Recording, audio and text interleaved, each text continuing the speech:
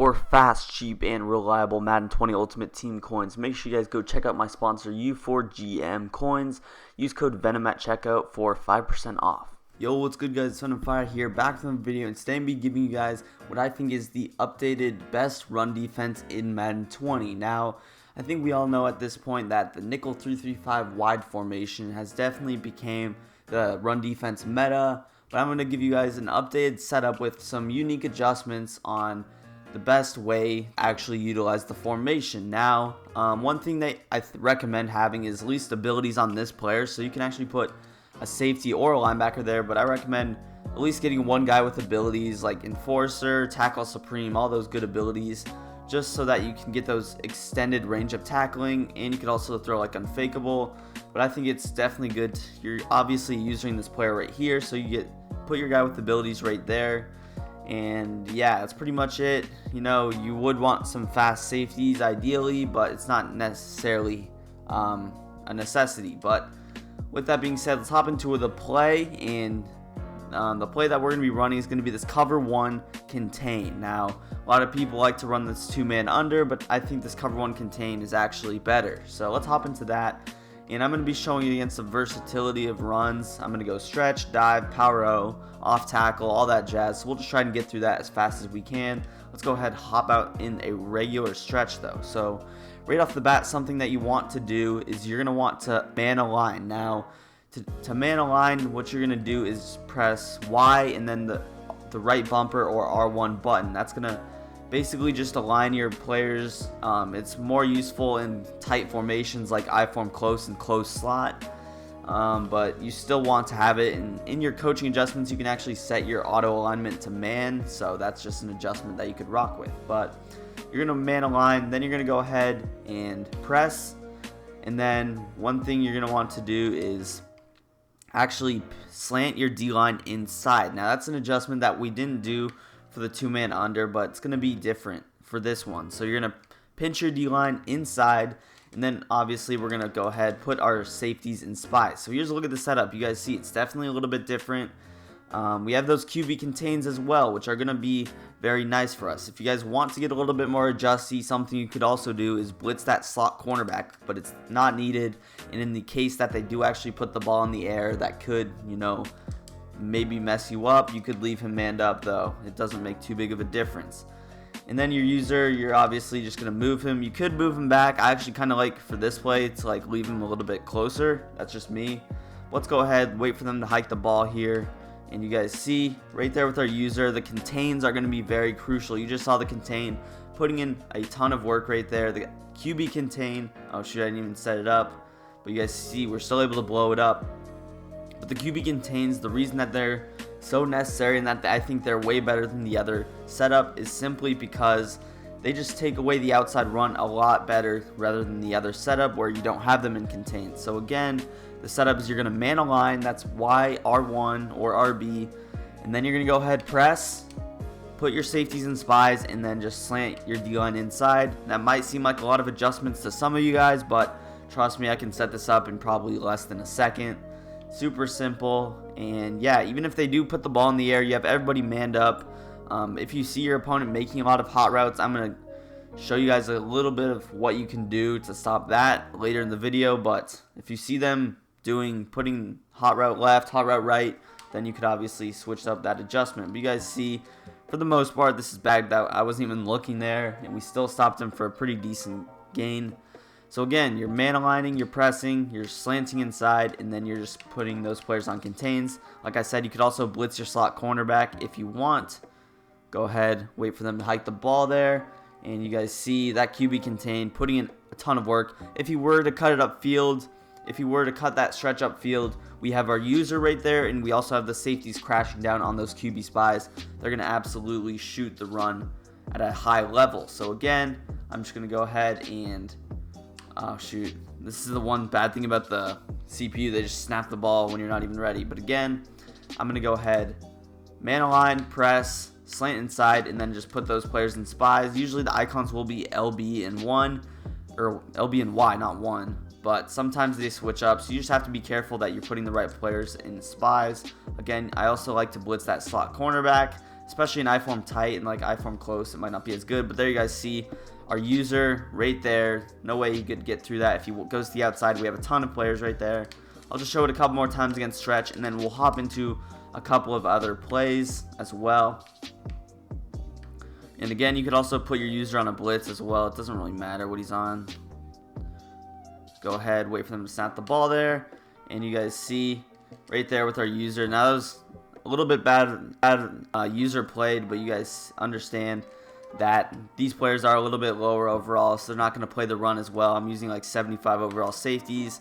But yeah, so let's go ahead, hop into it against a couple of other formations. Another thing that you could leave on is going to be auto flip. You could leave that on if you want it. But let's go ahead, hop into a dive. So let's just come out in a regular halfback ISO. And again, this is going to be a little bit better actually against ISO just because you are slanting inside. So again, I'm going to man align, I'm going to press, I'm going to slant inside, and then I'm just going to put those two players in spies. Blitz that slot cornerback. That's just an extra adjustment. And let's go ahead and just wait for them to hike the ball. This should be pretty easy to shoot that gap. For some reason, our safety just missed that tackle. But if our safety actually tackles like he's supposed to, that's only a 2-yard gain or whatever. But again, I'll just show it a couple more times. If you don't know what these adjustments are, you might want to go in practice mode, maybe practice this a little bit more so you don't get caught in adjustment. But you guys see right there with our user, right there with the safety. You could even play this a little bit slower, and what I mean by that is I could sort of like lurk up with my user, wait for the safety to actually crash down and get blocked by the fullback before I go ahead and make that play with my user. But again, here I'm just making that simple adjustment. Go ahead, wait for them to hike the ball. And you guys see the safety should be shooting it every single time, especially in halfback dive. Dive should not be an issue as far as that's concerned. And you guys see we're blowing it up, and that was just stock adjustment. So this 3-3-5 wide is really good stock. When you put it together with these adjustments, it should be absolutely unstoppable. And yeah, I've been running this for a while now. I've been running it for a couple of weeks, this specific defense, and I haven't given up 100 yards rushing in a very long time. So that tells you, how good these adjustments are. You guys see there the cornerbacks shot off. We also had the safety. So it can get different. You're not going to get the same result every time, if that makes sense, but you are going to get a little bit of different sort of adjustments, different players coming free every time. So now let's hop into sort of an off tackle. This is going to be another sort of a popular run play that you're going to face a lot on the online. And it's going to be this like off tackle / outside zone out of strong close. This is a run that a lot of people like to go to. They feel like that it beats 3-3-5 wide. So what I'm going to do, again, I'm going to man align, I'm going to press, and then I'm going to slant inside, put those two players in spies. I could also blitz that slot cornerback. And let's just wait for them to hike the ball. Boom, you guys see everybody is right there. If the two other players didn't come free, my user was right there to make the play. So again, let's set it up. Boom, put those two players in spies. Manually blitz that slot cornerback. Make sure that you do just slant inside. You don't have to pinch your D-line though. Boom, right there with Bobby Wagner. The safety shoots that as well. If he goes to the outside, if your opponent tries to cut that to the outside, you have the quarterback contained. You guys see, we're blowing it up stock. Again, that was with no adjustments. When you put together the adjustments, it really does improve the play. And the difference really between these two plays is that you're actually, you're slanting inside and you're really just opening things up for your user. When you slant inside, it should be creating a gap on some of these run plays, not these specifically, but like the I-form closes, some other compressed formation, I-form close slot. You should actually be able to go ahead and shoot the gap like right here pretty effectively. When you go ahead and do those adjustments, when you slant inside, it really should open it up for your user. That time, they actually did get free. That was a bad user. And I'm not sure why my safety shot that bad, but you can't really expect this to work 100 out of 100 times. Eventually, something glitchy can happen like that. That was, again, a terrible user by me. I sort of just pursued inside predeterminedly. But again, you really want to wait with your user. See if he's going to the outside. If he goes to the outside, you don't want to crash out immediately like I did that previous play where you could maybe give up a big play.